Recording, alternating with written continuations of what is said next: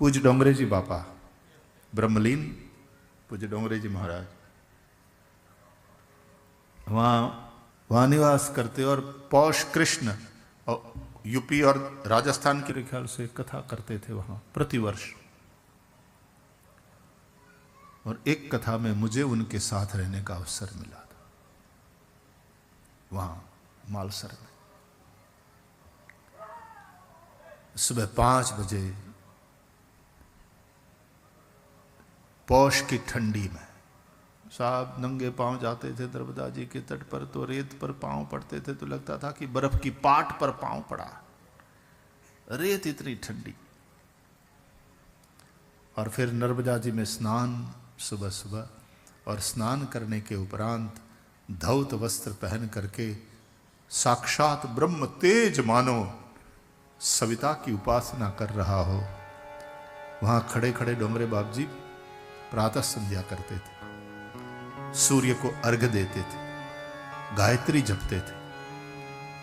और सैकड़ों भक्त वहां किनारे खड़े संध्या करते हुए बाप जी का दर्शन करते हुए अपने अपने इष्ट मंत्र का जाप करते थे।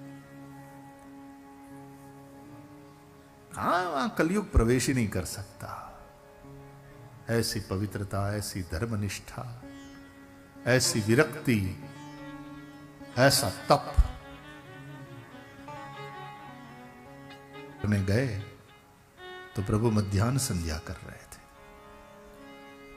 बड़ा दिव्य दर्शन था, हटने का मन नहीं हो रहा था, लेकिन फिर दूसरे भक्तों को भी तो जो लाइन में खड़े थे उनको आने से ज्यादा समय रोका जाए वो उचित नहीं, तो हम प्रभु को प्रणाम करके चल दिए।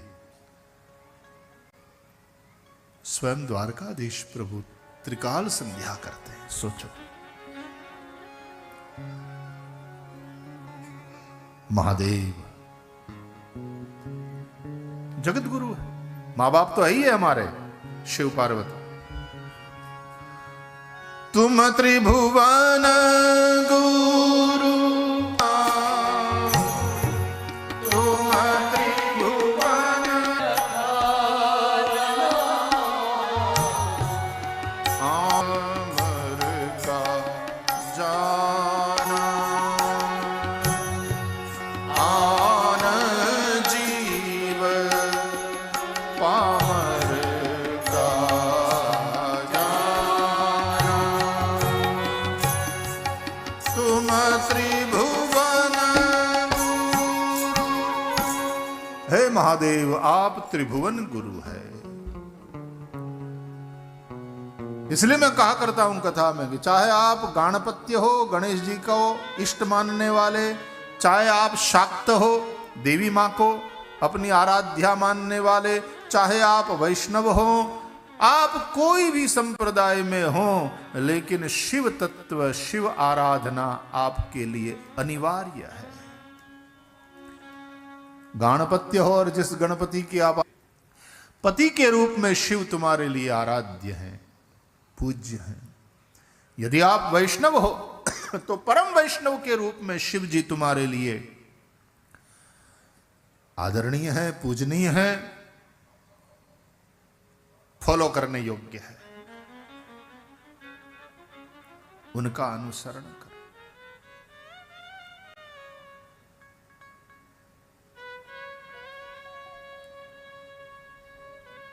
तो भगवान शिव गुरु भी हैं, पिता भी हैं। पिता गुरुस्त्वम जगताम अधीशः। जैसे बाप सिखाता है बेटे को, जैसे सदगुरु सिखाता है शिष्य को, महादेव के सानिध्य में बैठे तो वो सिखा रहे। द्वारकाधीश प्रभु को प्रणाम करो। श्री कृष्णाय वयम् नमः।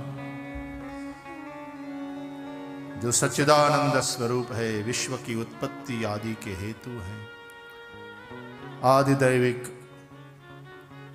आदि भौतिक आध्यात्मिक त्रिविध ताप को विनष्ट करने वाले हैं, उन भगवान श्री कृष्ण को हम सब नमस्कार करते हैं। कृष्ण को नमस्कार, श्री शुकदेव जी को नमस्कार। और फिर 89,000 ऋषियों की सभा है।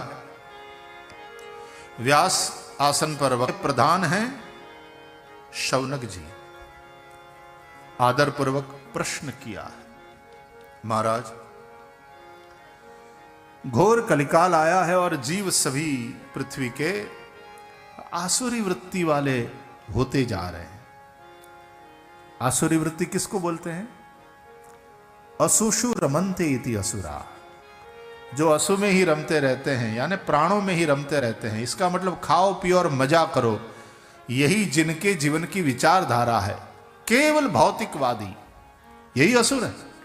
असुर के कोई सींग नहीं निकले होते, बड़े बड़े दांत नहीं होते, सुटेड बुटेड होते हैं, बाकायदा हाईली लिटरेट होते हैं, लेकिन उनकी विचारधारा है।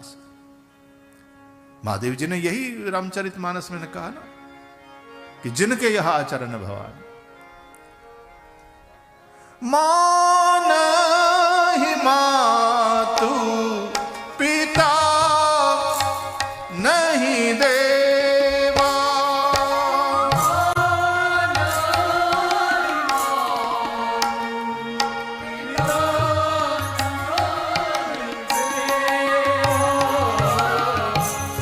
मान ही मातु पिता नहीं देवा,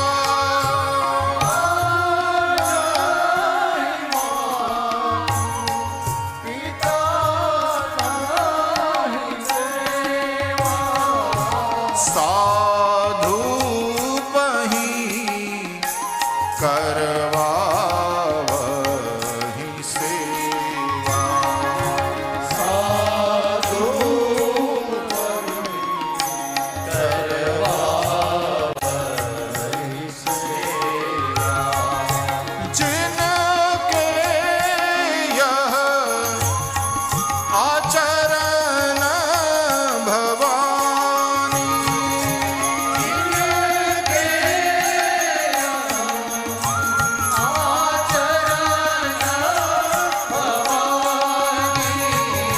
सो जाने हूँ निशिचर सब प्राणी,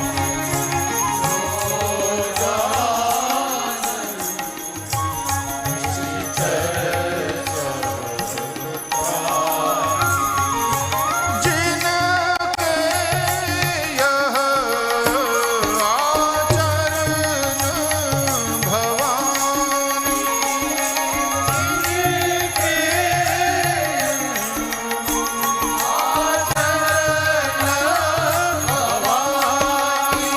आचरण भवानी,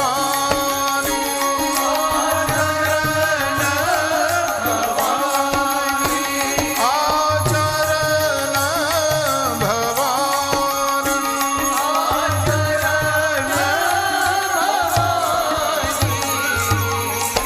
माता पिता को नहीं मानता, देवताओं के प्रति जिसके मन में श्रद्धा नहीं है, नास्तिक बना हुआ है, और साधु पही करवा वही सेवा, उनसे उनकी सेवा करता नहीं, उनसे सेवा करवाता है।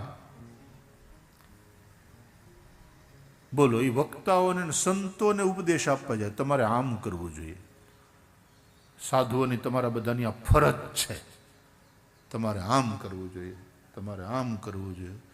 અરે પણ પન્નાલાલ, તારે શું કરવું જોઈએ એ તો તું પેલા વિચાર કર. તું આ સાધુ સંતોને સલાહ આપવા માટે નિયુક્ત થયો છે.